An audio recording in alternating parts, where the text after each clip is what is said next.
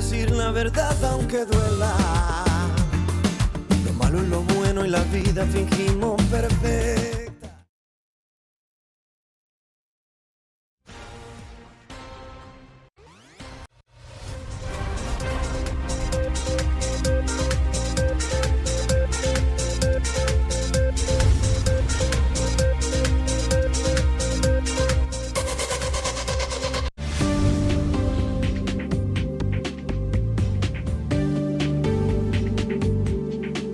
Bien, vamos a iniciar esta conversación con una persona que de tanto en tanto nos gusta invitar porque siempre trae temas de gran calado, de importancia, que dan en la diana de las grandes reformas y cambios y ajustes de la cultura política que debemos hacer en la República Dominicana. Una persona que realmente ha incidido bastante en que la institucionalidad sea el fuerte de la República Dominicana y que podamos cumplir las metas anticorrupción que el país se ha propuesto. Y una expresión de lo que debe ser la política del presente y del futuro en la República Dominicana, siempre enmarcado una visión de principios y valores. Nos referimos al presidente de Alianza País, Guillermo Moreno. Bienvenido, buenos días. Muchísimas gracias y me están poniendo rojo.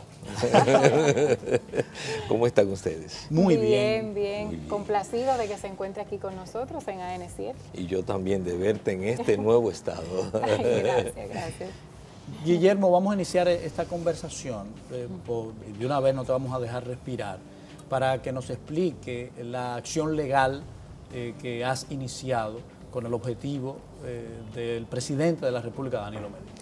Bueno, nosotros presentamos el 23 de julio una denuncia ante la Procuraduría General de la República y al mismo tiempo solicitud de ampliación de la investigación en el caso de Odebrecht, en virtud de que luego de conocer el expediente que había elaborado el Procurador General de la República y que había presentado a propósito de la solicitud de medidas de coerción ante el juez especial de la instrucción, vimos que ese expediente era muy flojo y tenía grandes ausencias inexplicables en lo que era una investigación que llevaba 6 o 7 meses de realizarse y que era necesario incorporar. Entre esas debilidades que tenía el expediente, lo primero es que el procurador no hizo una investigación propia, no tiene una teoría del caso propia, sino que el procurador lo que hizo fue montarse en lo que Odebrecht confesó. Y eso no es una investigación. Cuando un investigador está frente a un caso, puede tomar la confesión que hace el imputado como una pauta, pero no como la verdad. O la evidencia. O la evidencia, sino es una pauta que le lleva a descubrir todo el entramado. Sí, porque las confesiones siempre son parciales. No, y interesadas, o sea, el que confiesa no necesariamente lo dice todo. Ahora bien, y en este caso, lo primero es que el procurador asume que el soborno fue por solo 92 millones de dólares. Y está demostrado ya en todas las fiscalías que han hecho investigación que la delación que hizo Odebrecht, cuando se ha hecho la investigación, Odebrecht mintió. Por ejemplo, en el caso de Colombia, Odebrecht dijo que había sobornado funcionarios por 11 millones de dólares. Y ya en Colombia la fiscalía lleva establecido sobornos por 45.6 millones de dólares al momento en que nosotros presentamos esta denuncia. Más. Exactamente. Lo mismo pasó en Perú, que habló de sobornos por 29 millones y ya la Fiscalía del Perú ha establecido sobornos por 40 millones de dólares. Es decir, primer aspecto, que es una falla sustantiva de la investigación y es asumir como una verdad escrita en piedra lo que una empresa delincuente que se pasó 14 años sobornando funcionarios afirmó. Primer aspecto. Afirmó para recibir la multa más baja. Exactamente, ¿no? Y como, ha dicho el ex abogado Tacla, Odebrecht, el acuerdo de lenidad que firma lo hace, dice él de manera específica, porque si ellos no hacían la delación iban a perder el control. Y la Fiscalía del Brasil, de Estados Unidos y de otros países iban entonces a trabajar con cada uno de los implicados de manera individual, mientras que la empresa de manera inteligente da su versión y en esa medida entonces tiene el control. Ahora, con su experiencia, recordemos que Guillermo Moreno fue fiscal del distrito, y que tiene una vasta experiencia en procesos de investigación. Entonces, con su experiencia, ¿cómo está el caso ahora, en estos momentos, donde ya hubo una liberación parcial, vamos a decir, de 2 imputados, los 2 más trascendentales que se elevaría la medida de coerción? ¿Cuáles serían los pasos que tendría que dar el Ministerio Público para que realmente este caso pueda salvarse? Pueda salvarse esa investigación que fue realizada al principio y que todavía no conocemos, inclusive, cuál fue el acuerdo al que llegaron con Odebrecht, donde están los documentos, porque no han sido entregados, han sido los documentos de Brasil, lo que hemos visto en la acusación, por lo menos las menciones. Los documentos que entregó Odebrecht República Dominicana no los conocemos. Bueno, el problema es complejo, porque la actitud del Procurador General de la República y del Ministerio Público no es la de investigar y profundizar para descubrir la verdad de lo que ha sucedido y de lo que hizo Odebrecht. La actitud del Procurador General de la República en mucho es no ir más allá de lo que ya delató o admitió Odebrecht. Ni siquiera tomar todo lo que ya delató. No, todo lo contrario, es desdiluirlo. Pero la pregunta es ¿por qué? ¿Es por incapacidad? ¿Es por desconocimiento? No, es por complicidad. ¿Por qué? Porque en el expediente de Odebrecht aparece el jefe político del procurador, que es el presidente Danilo Medina, y que es el entorno, el grupo, la fracción que gobierna en el Palacio Nacional. Investigar este caso implica investigar a Danilo Medina e implica investigar a todo ese tramado que se dio durante 14 años, incluyendo todos los 8 años del expresidente Leonel Fernández. Entonces, investigar significa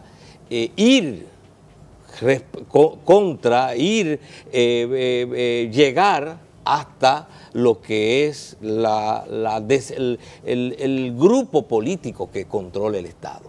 Entonces, de lo que se trata es de cómo encubrir, cómo desviar y cómo evitar que esto se llegue hasta las últimas consecuencias.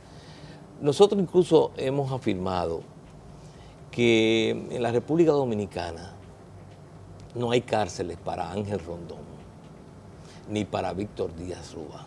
Y hemos dicho que la presión que ejerce Palacio es para que no haya jueces que lo condenen.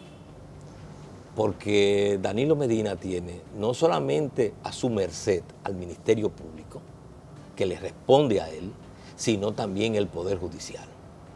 ¿Y por qué decimos eso? Porque resulta que las 2 piezas clave en la República Dominicana del expediente Odebrecht son Víctor Díaz Rúa y es Ángel Rondón. ¿Y por qué lo son? Porque Víctor Díaz Rúa, en el periodo de los 8 años de Leonel Fernández, manejó desde INAPA y desde el Ministerio de Obras Públicas prácticamente unas 12 obras de las 17 que construyó Odebrecht. Y de los presupuestos abultados de esas obras fue que se financiaron las campañas del 6, la campaña del 8, la campaña del 10 y la campaña del 12 de Danilo Medina. Luego, ya salido Leonel Fernández, entonces Odebrecht financia también lo que fue la reelección. Bueno, pero ya ese otro periodo. Temístocles Montaz lo dice en el comunicado que remitió a propósito de su apresamiento, cuando indica que las cantidades que él recibió no fueron para financiar su precandidatura, sino para financiar campaña electoral del principal candidato del partido. Entonces, ¿quién era que manejaba las obras? Bueno, Víctor Díaz Rúa, primero. Segundo, ¿por qué Ángel Rondón es la persona clave? Es evidente, es el que hacía la labor de intermediación. El lobista. ¿En qué cuenta era que Odebrecht depositaba los recursos, el dinero, los dólares para los sobornos? En las cuentas de Ángel Rondón. Y entonces Ángel Rondón... Entre otros, porque era tanto el dinero que... Pero digamos que... Lo central. Lo central. Sí. Entonces, digamos que Ángel Rondón es la persona, el emisario, que sí conoce a qué funcionario, a qué ministro le llevó el soborno, a qué legislador le llevó el soborno. Es decir, es la persona que tiene la información precisa, sabe cuánto llevó, cuándo lo llevó y con qué objeto lo llevó, el soborno. En ese sentido, resulta que Ángel Rondón, su silencio vale oro. He dicho más, si Ángel Rondón habla y Víctor Díaz Rúa, cae Danilo Medina. La presidencia de Danilo Medina no dura lo que una cucaracha. No, pero estoy hablando de la cabeza. Sí. Evidentemente, cuando se le hace jaque al rey, se dice jaque mate, ¿verdad? Pero entonces, parece que esto es una hidra, los caballos, que hay varias los cabezas. peones. Sí, claro, pero en este caso estamos hablando del presidente de la República. Entonces, esa es el entramado que está detrás de esta investigación. Por eso el procurador ni le interesa investigar, ni va a investigar. Y todo lo que han ido montando es un mamotreto de expediente que se va a ir diluyendo, y todo lo que hacen es precisamente entretenernos, y por eso tenemos que plantearle a la sociedad, no nos dejemos engañar.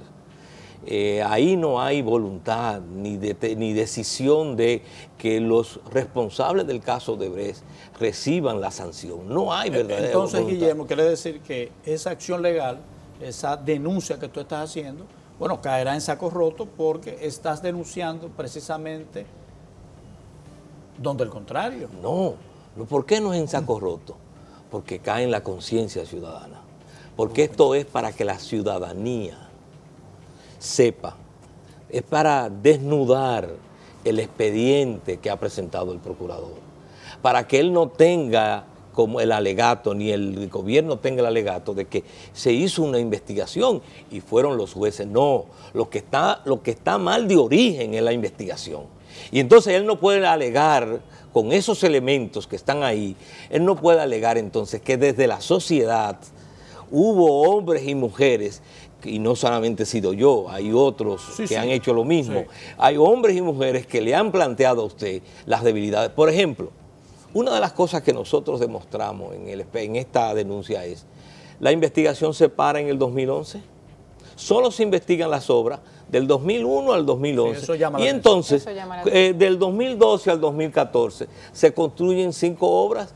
Una de las cosas que nosotros demostramos en y de acuerdo al mismo expediente del Ministerio Público, los montos que se manejaron del 2012 al 2014 fueron mayores que los otros montos. Nosotros hicimos una publicación que está aquí en este periódico, que es El Aliancista, que ustedes ya lo conocen. Vamos a hablar de ello también. Vamos a hablar de eso. Aquí, por ejemplo, yo me encontré con El Aliancista ayer nosotros, en por ejemplo, esto es una relación que nosotros presentamos en el expediente, porque en el Aliancista hemos hecho un periódico casi documento, en el cual resumimos. Tú tienes que dejarnos ese ejemplar. Sí. Entonces, ahí está, este cuadro está aquí en la denuncia. Y es lo siguiente, ¿en qué consiste este cuadro? Aquí nosotros identificamos todos los depósitos que se hicieron en las cuentas de Ángel Rondón desde el 17 de enero del 2012 al 13 de enero del 2015. Correcto, porque incluye entonces, es decir, los 3 años de Danilo Medina. Cuando nosotros sumamos lo que se depositó en la cuenta de Ángel Rondón, nosotros lo vamos relacionando en cada momento con la obra que estaba o siendo negociada o acababa de ser negociada, para ver si, que es una pauta, una pista de lo que podría ser el objeto del soborno, porque ese dinero no era una donación a Ángel Rondón, era con un objetivo. Entonces, si por ejemplo aquí dice que el 17 de enero del 2012 se depositó en la cuenta de Ángel Rondón $897,000, pero resulta que eso fue el 17 de enero. El 25 de enero se firma el contrato de la carretera Cibao Sur, Piedra Blanca, San José de Ocoa. ¿Quién lo firma? Sí. Víctor Díaz Rúa. El 15 de marzo, el 15 de marzo, bueno, y con posterioridad a eso, el 27 de febrero, se hizo un depósito también en la cuenta de Ángel Rondón de 1.620.000. El Día de la Independencia. El Día de la Independencia, parece que lo celebraron. Entonces, pero el 15 de marzo se firmó el contrato de construcción de la carretera ecológica de Pontezuela, Víctor Díaz Rúa. ¿Y qué pasa el 27 de marzo? Es decir, 8 días después. Bueno, hubo un depósito en la cuenta de Ángel Rondón de $533.000. Es decir, se va estableciendo la obra que se está en construcción o que está haciendo el contrato, o el contrato de financiación. Correcto. Y el depósito. Ahora, ¿qué es lo importante de todo esto? En la denuncia nosotros establecemos un dato que debiera ser sumamente significativo para la investigación. Cuando nosotros sumamos los depósitos que se hicieron del 17 de enero del 2012 al 13 de enero del 2015, que es la última depósito que tenemos registrado, eso da 62.240.818 $. Resulta que Odebrecht dijo que había hecho sobornos por 92 millones. ¿Qué significa eso? Que solo del 17 de enero al 13 de enero del 2012 al 13 de enero del 2015, los depósitos en la cuenta de Ángel Rondón fueron de 62, es decir, el 67% de los 92 millones. Hay una explicación para eso que la da, la más plausible que he escuchado y la hizo en este programa el dirigente peledeísta Félix Jiménez, que me dijo: Homero, pero puede ser que esas transferencias al 2015 sean abonos a cuentas atrasadas y no a obras presentes, sino de deudas de otras obras. Y eso parece plausible. Bueno, pero debían 60 millones. O sea, que la corrupción es anterior. Sí. Él admite que hubo corrupción en las obras anteriores. Que del gobierno anterior exactamente, antes de Danilo. Serían los primeros corruptos que se convierten en corruptos acreedores. Eso no existe. En materia de corrupción no existe. Es un buen argumento. Sí, en materia de corrupción, te voy a pagar después. Sí, no, en materia de corrupción es primero. Hame la obra porque y entonces yo claro, porque eso es un argumento de Felucho. Sí. Él lo sabe, porque él no es de ahora. Es decir, eso no existe en materia de corrupción. En materia de corrupción son transacciones en vivo. Inmediato. Con anterioridad. El peaje se cobra al antes. Sí. Claro. Sí, porque entonces, el corrupto no vende su alma. Y además, ahora, ¿qué es lo que esto significa? Lo primero es que eso demuestra que no pueden ser 92 los millones de dólares del soborno, porque solamente en ese periodo ya ahí tenemos el 67% del total de los sobornos que admitió Odebrecht.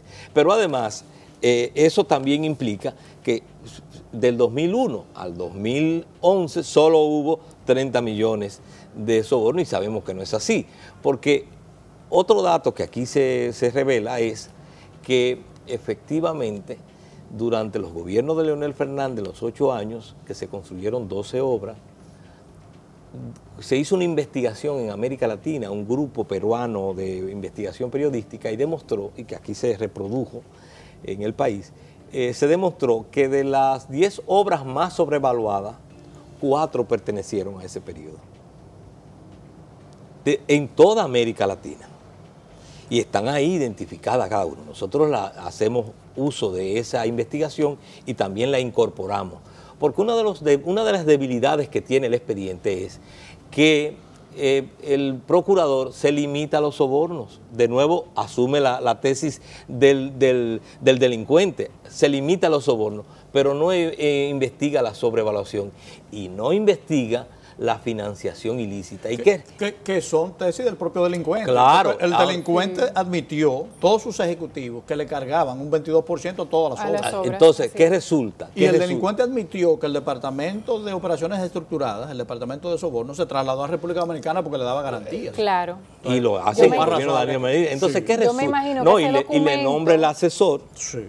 Le nombra el asesor, que es Joao Santana, y le paga. Y le paga el asesor. Porque siempre le pagaban en todos los lugares. Entonces, ¿qué resulta? ¿Qué resulta? Esa es otra gran debilidad de la investigación. Porque resulta que el soborno no se hace en sí mismo y no tiene un objeto en sí, tiene un objetivo. Es un medio para. ¿Cuál es el objetivo de financiar candidatos y campañas electorales y de sobornar ministros? Bueno, la sobrevaluación. Claro. Obras sobrevaluadas, que implicaba ganancias extraordinarias. Entonces, no se puede investigar, imaginémonos que ocurre un homicidio y entonces el fiscal se limita a investigar la posesión ilegal del cuchillo o de la pistola y no el muerto que se le causó, que fue la consecuencia del uso del cuchillo, del arma o de la pistola. No, él utilizó esa arma para causar un homicidio y tenemos que investigar el origen del arma, pero lo que pasó con el arma, en este caso, que cegaron la vida humana. Asimismo, el objetivo del soborno era esto.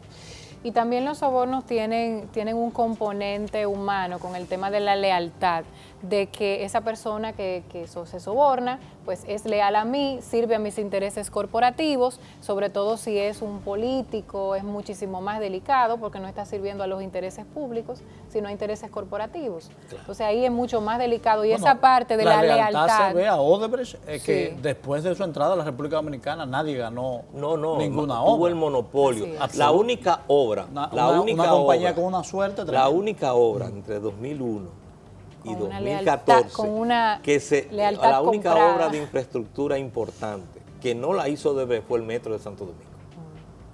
Y ese es otro caso. Bueno, ahora, y el caso de los supertucanos también es pero que no es una obra, sino en este caso una compra. Obra de infraestructura. El metro fue un sueño a dúo entre Leonel Fernández y de Andino Peña. O sea, ese era un sueño mutuo. Sí, uno de los pocos casos en que ha sido posible traspasar un sueño a otro. Correcto. Que no es frecuente. No es frecuente. Quiero señalar además que una de las cuestiones que aquí se plantea es que hay una serie de en el expediente ausencias notables. Nosotros hemos dicho, esa investigación no está completa si no incluye a los expresidentes del periodo 2001-2014, en este caso Hipólito Mejía y Leonel Fernández. Hipólito ha dicho, y nosotros lo consignamos el 17 de enero, que él está en disposición de ir a la Procuraduría. Danilo y Leonel no han dicho nada al respecto. Entonces, y también Hipólito incluye... dice que también tienen que llamar a los otros. Bien, pero él ha dicho su disposición. Sí. Nosotros lo consignamos aquí. Ahora bien, ir los tres. hemos dicho, ¿cuál es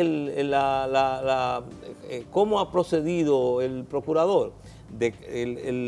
Todo el tramado de Odebrecht implica, digamos, tres fases. La fase de la adjudicación del contrato y construcción, la fase del contrato de financiamiento, de la financiación y la fase de la aprobación en el Congreso. En cada uno, el procurador ha elegido, digamos, o los más vulnerables o los más evidenciados, o algunos de ellos, ha hecho hasta uso político porque lo ha recargado en una parte y ha excluido otro. Sí, los 14 encartados vemos que hay una proporción inmensa de la oposición. Entonces, ¿qué resulta? Hasta de funcionarios de tercera categoría. Entonces nosotros decimos, del Partido Revolucionario Moderno. Esa investigación no está completa. Si no se incluye, en primer lugar, no se incluyen a otros 3 ministros de Hacienda que participaron en la contratación. Nosotros, por ejemplo, le mostramos lo siguiente. Vicente Bengoa. Pero esa es la investigación que le vamos a depositar al Ministerio Público. Vicente Bengoa firmó 14 contratos de financiación, diciendo. Daniel Toribio firmó 5. Simón Lizardo firmó 3. y se lo ponemos ahí, es parte. Nosotros planteamos, no es posible que esta investigación no incluya a Reinaldo Paré, a Cristina Lizardo y a Albert Martínez. Reinaldo Paré, entre contratos de construcción y entre contratos de financiación y adendas, firmó 26. El 80% de los contratos de Odebrecht se aprobaron en la presidencia. Esa es una de las grandes debilidades del expediente, porque entonces se meten a dos presidentes del Senado de la oposición, que algunos se demostraron que ni siquiera estaban ahí en ese momento. Bien. Y Entonces, que votaron, Alfredo otros Pacheco votaron en contra. Y Andrés entonces, Bautista. eso es no hay parte forma de la explicarlo, debilidad. Yo quisiera decir que esto es mucho más, lo que está pasando con el caso de Odebrecht es mucho más de lo que aparenta ser. Yo creo que la fracción política, el grupo político que tiene el control del gobierno, que lo encabeza Danilo Medina, por las implicaciones que tiene una estrategia de secuestro del Estado. Y eso implica una determinación de continuar en el poder. Porque ellos saben que si pierden el poder, van a tener todos que responder. Van a tener todos que responder ante la justicia, que posiblemente una parte importante de ellos quede preso y tenga que responder penalmente por todas sus implicaciones. Y están entonces forzados y forzando a mantenerse en el poder. Lo cual es muy peligroso. Y lo cual, para claro, la porque eso se trata, de lo que se trata es de un secuestro del Estado. Utilizar el poder para mantenerse en el poder, el trecho entre de estar en una dictadura es muy poco, porque de lo que se trata finalmente es de manejar todos los recursos. Cuando ya no hay independencia de los poderes, ya no hay democracia. Entonces, un solo partido controla ese grupo solo no está preso y solo no estaría preso mientras ellos tengan a su merced al Ministerio Público y al Poder Judicial. Por tanto, la garantía de que ellos estén en libertad es que ellos se mantengan en el poder. Y están entonces forzando toda su actuación política es para mantenerse, y eso es un secuestro de la democracia y un secuestro del Estado. Y por esa razón yo digo que las elecciones del 2020 van a ser unas elecciones monstruosas a nivel, yo creo, de lo que puede pasar. Yo creo que hasta si nosotros como país no maduramos en ese entorno, pudiera haber violencia, porque para un partido que tiene ya casi 20 años gobernando en la República Dominicana, mantenerse en el poder, utilizando tretas, entonces estas elecciones del 2020, que significaría para ellos la pérdida o la permanencia en el poder definitivamente, va a ser un concierto de voluntades amplia y yo diría que se van entonces a usar todos los medios posibles para que el Partido de la Liberación Dominicana pueda mantenerse en el poder. Es lo que se vislumbra para el año 2020. Y sobre todo porque ellos saben que no van si pierden el poder no van para su casa. Lo importante es que el pueblo dominicano tiene de referencia la historia, que cuando ha habido voluntad ciudadana para hacer los cambios que el país ha requerido, lo hemos logrado. No será esta la excepción. Yo estoy convencido de que es así. Y ese es el ejercicio que nos corresponde hacer. No importa que el procurador no le dé curso. Lo importante es que paguen el costo político de ese mamotreto de expediente y que la ciudadanía haga conciencia de que están encubriendo y encubriéndose actos delincuenciales. Bueno, muchas gracias, Guillermo. Nos queda claro. Me deja el ejemplar de La Aliancista. Invitar a la ciudadanía que lea El Aliancista, el nuevo periódico una competencia fuerte de Alianza País, que tiene muchas informaciones importantes. Me salió ayer en Instagram, Homero, déjame decirte, en una publicidad. Formalmente. Bueno, voy a dárselo a Elizabeth. Yo te busco otro. Voy a dar a Elizabeth. Gracias. Yo lo comparto. Recuérdate que yo soy santiaguero. Sí, no, está muy bien.